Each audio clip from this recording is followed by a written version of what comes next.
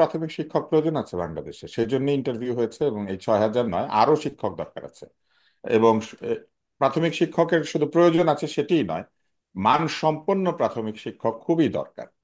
তো সেই জন্য আহ, প্রাথমিক শিক্ষক দরকার নাই এটা কিন্তু নয়, দরকার আছে। দ্বিতীয় বিষয় হচ্ছে যে যে নিয়োগ প্রক্রিয়া হয়েছে সেই নিয়োগ প্রক্রিয়ায় 6,000 লোকে অংশ নিয়েছেন, এবং সেটা যেমনই নিয়োগ প্রক্রিয়া হোক না কেন সেই নিয়োগ প্রক্রিয়ায় তো তাদেরকে যেতে হয়েছে। এবং প্রাথমিক শিক্ষক নিয়োগের জন্য কিন্তু এক ধরনের এক ধরনের ক্রাইটেরিয়া আছে, যে ক্রাইটেরিয়াতে পরিষ্কার বলা আছে যে আপনাকে স্বীকৃত বিশ্ববিদ্যালয় থেকে দ্বিতীয় শ্রেণীর বা সমমানের জিপিএ সহ স্নাতক অথবা স্নাতকোত্তর ডিগ্রি লাগবে। 4 জিপিএ স্কেলে কমপক্ষে 2.25, এবং 5 স্কেল হলে 2.8 সিজিপিএ পেতে হবে, এবং এটা পেলেই কেবল তারা প্রাথমিক শিক্ষায় বসতে পারেন পরীক্ষায়। তারপরে তো তাকে পরীক্ষাটা দিয়ে পারতে হয়েছে। সেখানে হ্যাঁ কোটা আছে, মেয়েদের কোটা আছে, নানান কোটা আছে, ছিল। আহ, সেটা কিন্তু বিষয় নয়। বিষয় হচ্ছে যে এই 6,000 লোকের সবাই কি দলীয়ভাবে নির্বাচিত হয়েছিল? যদি কোনো দলীয়করণ বা যে কোনো কিছু হয়ে থাকুক, সেই জন্য তো যে দলীয়ভাবে নির্বাচিত হয় নাই তার অধিকার আপনি ক্ষুণ্ণ করতে পারেন না। আমি এবং আপনি একটা পরীক্ষা অংশ নিয়েছি, 6 জন নকল করেছে, আমি করি নাই। 6 জন নকল করেছে বলে কি 7 নম্বর লোকের পরীক্ষা বাতিল হতে পারে? সে তো নকল করে নাই। শাস্তি দিলে 6 জনকে দেন, 7 নম্বরের চাকরি আপনি না দিবেন কেন? এইটা হচ্ছে আরেকটি অযৌক্তিক কাজ। আর তৃতীয় হচ্ছে যে আমার কাছে মনে হচ্ছে সরকার শুরু থেকেই ছাত্রদের ব্যাপারে খুবই নরম। কেননা বারবারই সরকারের বিভিন্ন দায়িত্বশীল ব্যক্তিরা বলেছেন যে ছাত্ররাই তাদেরকে ক্ষমতায় এনেছেন, ছাত্ররাই হুম। পরিকল্পনা করেছেন, ছাত্ররাই এই পরিবর্তনের সূচনা করেছেন। ছাত্ররা পরিবর্তনের সূচনা করেছেন কি কথা বলে?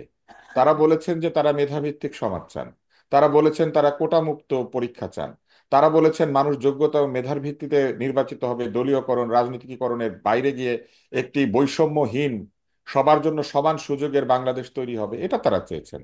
যদি সেটাই হয়ে থাকে, তাহলে যদি ছাত্ররাও এসে সেই বৈষম্য তৈরি করতে চান, তাহলে তো তাদেরকে বাধা দেওয়া উচিত।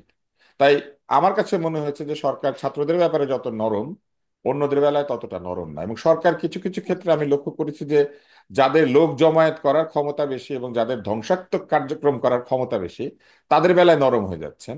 কিন্তু যাদের ধ্বংসাত্মক কার্যকলাপ করার মতো ক্ষমতা কম, তাদের বেলায় তারা একটু জটিল, বেশ একটু শক্তি দেখাচ্ছেন।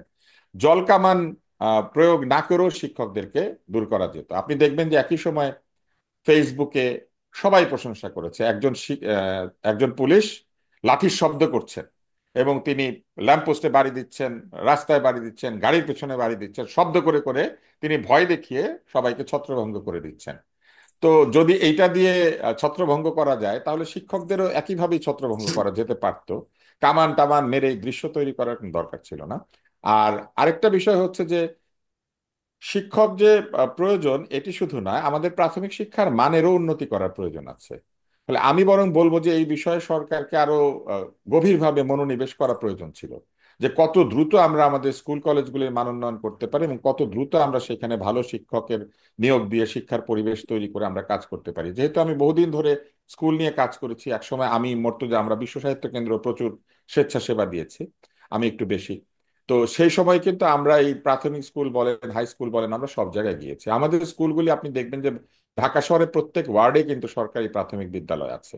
এবং এই সরকারি প্রাথমিক বিদ্যালয়গুলিকে সরকার কিন্তু পাকা করে দিয়েছেন। আমরা যখন ছোট ছিলাম সবগুলি এরকম পাকা ছিল না, কোনোটা টিন শেড ছিল, কোনোটা ঠিক মতো ছিল না। এইগুলিকে সব পাকা করে দিয়েছেন, এবং একটা নির্দিষ্ট ডিজাইনে, একই ডিজাইনে। মানিক মিয়া এভিনিউর মোড়ে একটা রাজধানী স্কুল বলে একটা স্কুল ছিল, এটা স্কুলটা টিন শেড ছিল। শেরে বাংলা নগর একটা হাই স্কুল ছিল, এটা টিন শেড ছিল। এই টিন শেড স্কুলগুলি কিন্তু সব এখন দালান বাড়ি হয়ে গেছে, ফলে উন্নতি হয়েছে। কিন্তু সেখানে যারা পড়াবেন সেই শিক্ষকদের বেতন ভাতা সুবিধা, তাদের নিয়োগ, এগুলা জি। দীর্ঘদিন ধরে অবহেলিত। আমার কাছে মনে হয়েছে সরকারের আরেকটা রীতি আমি যেটা খেয়াল করেছি, সেটা হচ্ছে কোনো কাজে যদি সরকারের উপরে পয়সার ডিমান্ড আসে, অর্থাৎ টাকা পয়সা দিতে হবে, এইসব ক্ষেত্রে সরকার একটু ধীরে যাচ্ছেন। কারণ আপনারা জানেন যে অর্থনৈতিক অবস্থা বেশ খারাপ করে রেখে হুম। নিজেদের পকেটে টাকা ঢুকিয়ে নিয়ে আওয়ামী লীগের প্রচুর লোকজন চলে গিয়েছেন। কিন্তু সেটা যদি হয়, আমি মনে করি যে এই সরকারের অনেক ট্রান্সপারেন্ট হওয়া উচিত, বলা উচিত যে আমাদের টাকা পয়সার সমস্যা আছে, আমরা 6 মাস দেরি করব, 3 মাস দেরি করব। কিন্তু বাতিল করে দেওয়াটা আমার কাছে মনে হয় না যে ওয়াইজ ডিসিশন। এটা আমার মনে হয় পুনর্মূল্যায়নের সুযোগ আছে।